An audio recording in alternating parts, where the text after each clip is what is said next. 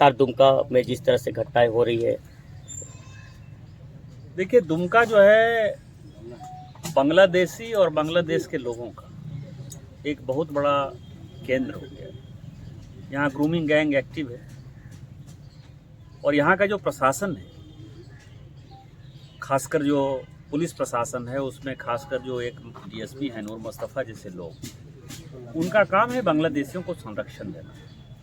और पुलिस ने अपने काम को कर दिया है कि उनको बालू कैसे चोरी कराना है, उनको गिट्टी पत्थर कैसे चोरी कराना है, उनको कोयला कैसे चोरी कराना है और यहाँ से शराब जो है बिहार कैसे ले जाना है। इन चार चीज़ों में लिप्त है। इसलिए पुलिस का जो काम है पुलिसिंग करना, जनता को प्रोटेक्शन देना, वो काम खत्म हो गया है। और इस कारण से पिछले 1-1.5 महीने में आप समझिए कि दुमका इसका एक कीपिंग सेंटर हो गया है। और जब हम अपराधियों के पीछे नहीं जाते हैं, फास्ट ट्रैक कोर्ट में इमीडिएटली सज़ा नहीं करा पाते हैं, उनको भी प्रोटेक्शन देने वाले आप समझिए कि दुमका के जो वकील लोग हैं, बार काउंसिल के जो लोग हैं, उनसे भी मेरा अपेक्षा और आग्रह है कि इस तरह के केस जब आप लेते हैं तो पैसा ही सब कुछ नहीं होता है, मुद्दा ही सब कुछ नहीं होता है। आपकी भी बहू है, आपकी भी बेटी है। यहाँ तो दुमका में उनको वकील नहीं मिलना चाहिए था। इस तरह की जब एक्टिविटी होती है तो समाज में ये वहसीपन बढ़ता है, जिसकी ये प्रतिक्रिया है कि कोई भी जो है अपने रिवेंज में, गुस्से में, या आप समझिए कि बदलात्मक कार्रवाई में, या वहसीपना में, या राक्षसीपन में, धर्मांतरण के कारण महिलाएं और बच्चे हमारे सुरक्षित नहीं है। घर से निकाल के, ये दूसरी घटना, तीसरी घटना ऐसी है जो घर के अंदर हो गया। घर में यदि बच्ची सुरक्षित नहीं है तो बाहर कितनी सुरक्षित है। अभी लुईस जी कह रही थी कि अब तो हम लोगों को भी बाहर निकलने में डर लगता है। तो यदि मुख्यमंत्री में नैतिकता है तो ये उनका जिला है। सोरेन परिवार को इस दुमका ने बहुत कुछ दिया है। एमपी बने, एमएलए बने, मुख्यमंत्री बने, मंत्री बने, पूरा खानदान यहीं से रहा है। अब उनके जाने का वक्त आ गया है। मेरा उनसे विनम्र आग्रह होगा कि अपना बोरिया बिस्तरा समेटिए। ऐसे भी आपने इलीगल जो है संथालपना टेनेंसी एक्ट को बाईपास करके जो है वो ज़मीन कब्जा कर रखा है, जो दुमका का उनका घर है। केवल घर को छोड़कर जो बाहर बाउंड्री वॉल है, वो जो बहुत बड़े शराब माफिया हैं योगेंद्र तिवारी, उन्हीं की ज़मीन है।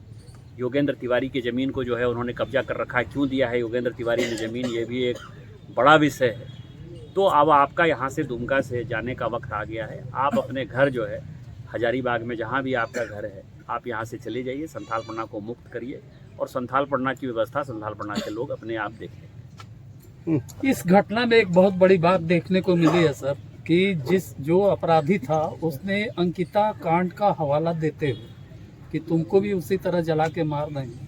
क्या मानसिकता को दिखा रहा है सर? ये दिखाता है ना कि वो हंसता, शाहरुख जो है अरेस्ट होते हुए हंसता हुआ नजर आता है। नईम को पकड़ा जाता है, उसको छोड़ दिया जाता है। उसको नूर मुस्तफ़ा जैसे जो है प्रोटेक्शन करते हुए पदाधिकारी नजर आते हैं। अब आप समझिए कि ये तो हम लोगों ने काफ़ी, बाबूलाल मरांडी जी, लुईस मरांडी जी, सुनील सोरेन जी, हम लोग सभी गए, थोड़ा सा प्रेशर बना। नहीं तो जो वो दूसरी आदिवासी लड़की की घटना थी, उसको तो आत्महत्या के तौर पर जो है नूर मुस्तफ़ा बंद करने वाला था। तो जब अपराधियों को संरक्षण देने वाली सरकार दिखाई देगी और उसमें लगता है कि अपराधी ही सब कुछ है, तो ये तो होगा है ना, उसका हवाला दिया ही जाएगा। आज 1 महीने हो गए फास्ट ट्रैक कोर्ट में, अभी तक हम शाहरुख को सजा नहीं दिला पाए, तो उसका हवाला होगा कि यदि वो बच गया, उसको तो लगता है ना हम भी बच जाएंगे। इसीलिए अपराधी इतने बड़े अपराध को जो है अंजाम देता है। तो लगता है कि ऐसी घटना आगे भी घटने वाली है। मुझे तो लग रहा है, क्योंकि जिस तरह का प्रशासन चल रहा है, ट्रांसफर पोस्टिंग व्यवसाय है, बालू गिट्टी दारू व्यवसाय है, तो होगा ही ना। यदि प्रशासन, खासकर पुलिस प्रशासन, यदि उसको जनता की सुरक्षा करना विषय नहीं हो, यदि उसको केवल चोरी चकारी और भ्रष्टाचार करना वाला विषय हो, तो इस तरह की घटना तो होगी ही। इसीलिए तो मैंने कहा ना कि वो वक्त आ गया है कि संथालपना से, अपना दुमका से बोरिया बिस्तरा समेटे और हजारीबाग जहाँ उनका नेमरा घर है वहाँ चले जाएं। यही उनके लिए बेहतर हो। सर, सबको रख के जाम किया, ग्रामीण का डिमांड है, कितना आप लोगों का इसमें सहयोग? नहीं, मैं जब आया तो आपने देखा कि जाम था। हमने ग्रामीणों की बात सुनी, उनके परिवार की बात सुनी, हमने प्रशासन की बात सुनी, और फिर मुझे लगा कि उचित ये है कि जो डेड बॉडी है वो हमारे लिए बहुत ही पवित्र चीज़ होती है। डेड बॉडी के ऊपर जो है भारतीय जनता पार्टी कोई राजनीति नहीं करती है। और हम सबों ने जो है भारतीय जनता पार्टी के, हम जितने लोग यहाँ थे, मैं था, लुईस जी थी, देवेंद्र कुमार जी थे, जयप्रकाश जी थे, और भी जो लोग थे सारे, अभय कांत जी थे, अभय कांत जी के गौरव कांत जी थे, सारे पदाधिकारी हमारे थे। हम सबों ने डिसाइड किया, फिर ग्रामीणों से बात करके आपने देखा, हमको लगा कि इनकी जो है मुक्ति सबसे ज़्यादा ज़रूरी है, तो जिनको जाना था वो चले गए। जहाँ तक व्यवस्था का सवाल है, आपको पता है कि भारतीय जनता पार्टी ने, चाहे अंकिता हो, चाहे वो आदिवासी लड़की हो, चाहे ये मारुति हो, इसको जो है हम व्यक्तिगत तौर पर भारतीय जनता पार्टी पैसा देती ही, पैसा हम देंगे, सरकार को जो करना होगा करेगा, लेकिन कैसे ये अपराधी फांसी तक पहुँचे इसकी भी हम व्यवस्था करें। ठीक है, थैंक यू सर।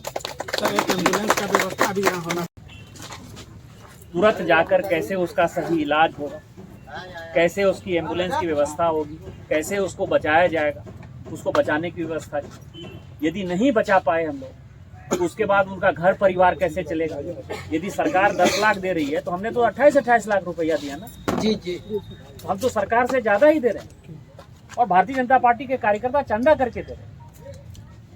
तो हम तो यही काम कर सकते हैं ना कि उनका घर परिवार कैसे चले, समाज में ये हो कि कोई ना कोई पार्टी लड़ने के लिए। आज भी आप समझिए कि हम सरकार से कन्फ्रंटेशन नहीं चाहते, ये यहाँ डेड बॉडी रख के जो है हम अनिश्चित काल के लिए नौनिहाट जाम कर सकते थे ना, क्या होता, गोली चलती, लाठी चलती, लेकिन हमने ये काम नहीं किया।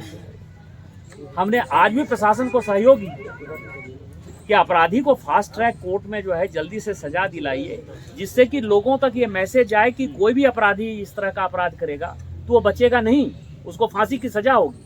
अभी तक शाहरुख को फांसी नहीं हुई, अभी तक वो अंसारी को फांसी नहीं हुई, फास्ट ट्रैक कोर्ट में जो है मामला नहीं चला। उल्टा जिन लोगों ने उस दिन जाम किया दुमका में, उन्हीं लोगों के ऊपर जो है FIR कर दिया। अपराधियों के पीछे पड़ने के बदले लोग शरीफ आदमी के, महिलाओं के पूछे। उस दिन हम लोग गए थे गांव में, लुइस जी थे, ये बाद में SP से मिली भी, बात भी की कि आप एक साधारण आदमी जो गांव गरीब बच्चे हैं उनके ऊपर FIR कर रहे हैं। तो ये दमनकारी नीति जो है ये नहीं चलने वाली है, और इसी के कारण इस तरह का भाषीपन बढ़ रहा है। यदि लोगों में कानून का डर होगा तो कभी भी इस तरह की घटना नहीं होगी। कानून का डर खत्म हो गया, क्योंकि उसको लगता है कि पुलिस जो है जनता का प्रोटेक्शन नहीं कर रही है, वो बालू के पीछे पीछे जा रही है, वो गिट्टी के पीछे पीछे जा रही है, वो दारू के पीछे पीछे जा रही है। तो इस कारण से जो है प्रशासन से भय उठ गया समाज में गुंडे का।